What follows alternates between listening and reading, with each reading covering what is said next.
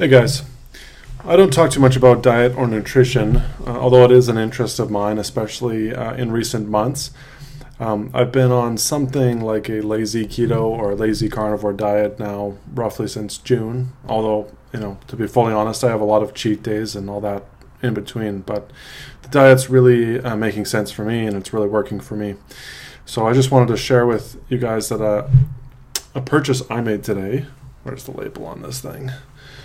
Here's some raw milk. Not just one, but I got a few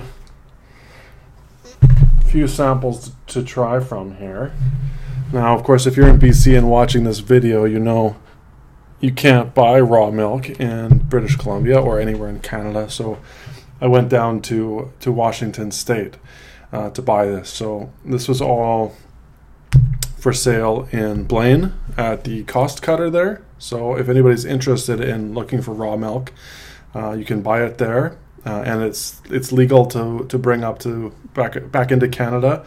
I believe we have a $20 limit per person. So take a buddy down if you want to get more than one jug, because they are not cheap. I think this was I think $12 US. And this one was $11 US. You get the idea. So your $20 isn't going to go very far. From what I've read online, apparently raw milk freezes well. So I'm not going to drink all of this in a week. I drink a lot of milk, but not that much milk. So I'll freeze a couple of these and just drink one like normal. So they're whole milk. I could see.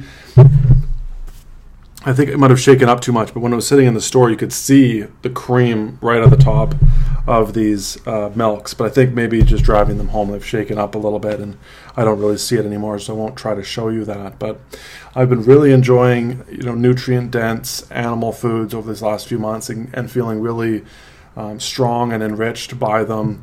So I thought I'd take the step up to raw milk. I've been really enjoying whole milk recently, as well as butter. So I thought I'd just take a step up to raw milk, get the unpasteurized product, and see if I felt even better drinking that, because I've heard and read in some places that the pasteurization can denature some of the proteins and also some of the vitamins.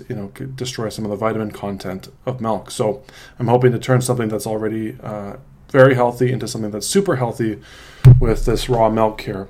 And I just wanted to share that with you. I know I don't talk about that on my page or my channel, but that's something that I'd like to change over time, because it is something that interests me a lot.